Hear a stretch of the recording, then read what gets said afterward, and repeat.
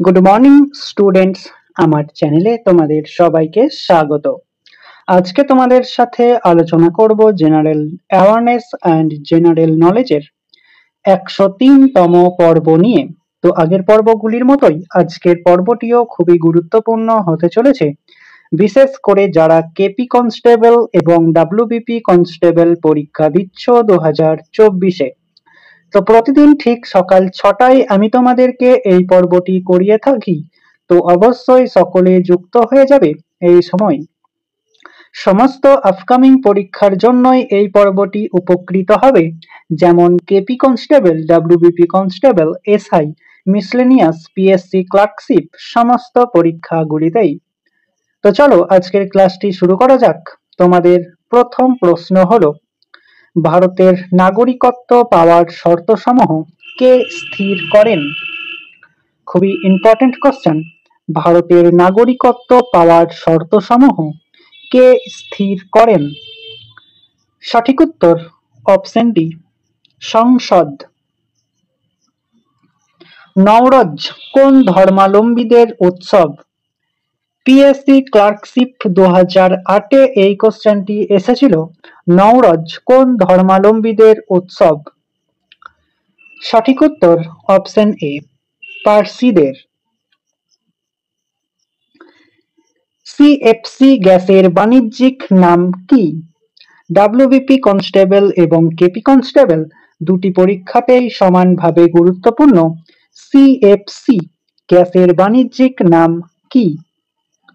সঠিক উত্তর option B, ফ্লেয়ন।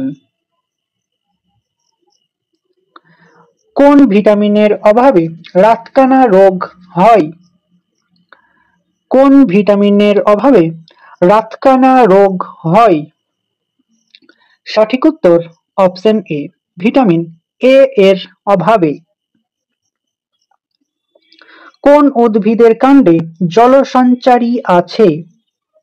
WBCS এর একটি কোশ্চেন। কোন উদ্ভিদের কাণ্ডে জলসঞ্চারী আছে? সঠিক উত্তর অপশন বি, ফণিমনসার। ন্যাশনাল ডায়েট কোন দেশের পার্লামেন্টকে বলা হয়? খুবই ইম্পর্টেন্ট কোশ্চেন, 5টি স্টার দিয়ে রেখো। ন্যাশনাল ডায়েট কোন দেশের পার্লামেন্টকে বলা হয়? সঠিক উত্তর অপশন সি, জাপানের পার্লামেন্টকে।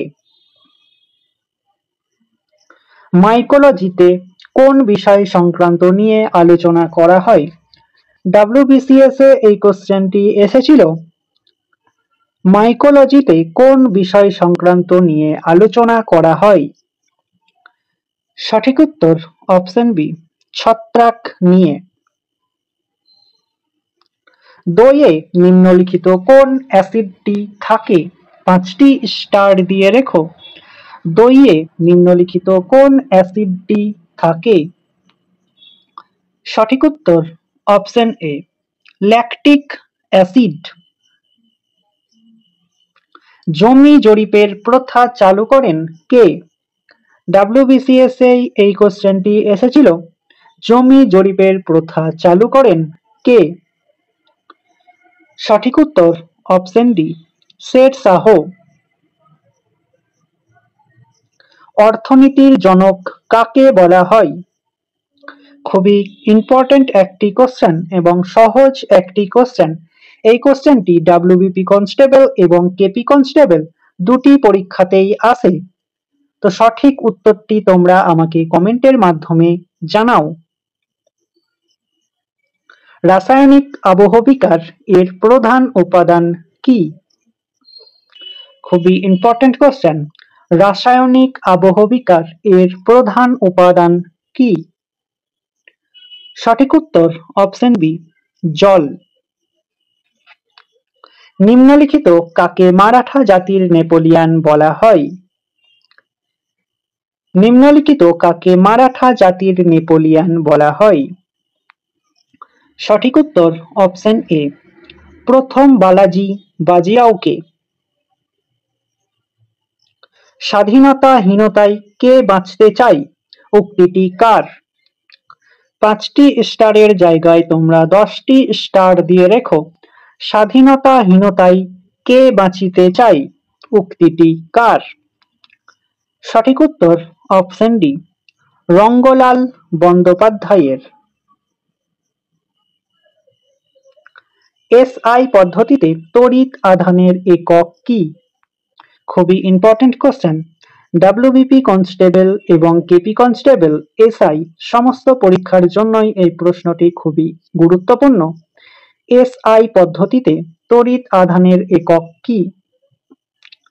সঠিক উত্তর অপশন বি, কুলম্ব। ভারতে জিএসটি চালু হয় কবে থেকে?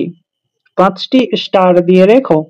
ভারতে জিএসটি চালু হয় কবে থেকে? সঠিক উত্তর অপশন ডি, 2017 সাল থেকে। ব্রতচারী আন্দোলন কে গড়ে তোলেন?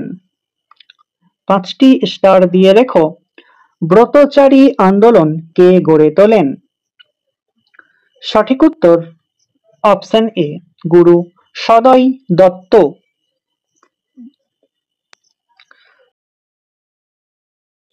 রোনাল্ডিনহো কোন খেলার সাথে যুক্ত? খুবই ইম্পর্টেন্ট কোশ্চেন। রোনাল্ডিনহো কোন খেলার সাথে যুক্ত? সঠিক উত্তর অপশন বি, ফুটবল খেলার সাথে যুক্ত। ক্লাইভের বাংলায় দেওয়ানি প্রাপ্তি ঘটেছিল কত সালে? খুবই ইম্পর্টেন্ট কোশ্চেন। ক্লাইভের বাংলায় দেওয়ানি প্রাপ্তি ঘটেছিল কত সালে? সঠিক উত্তর অপশন সি, 1765 সালে।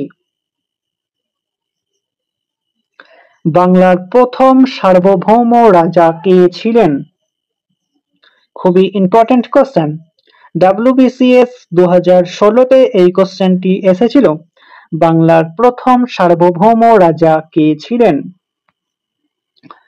সঠিক উত্তর অপশন ডি, শশাঙ্ক। তো স্টুডেন্টস, এই ছিল তোমাদের আজকের ক্লাস।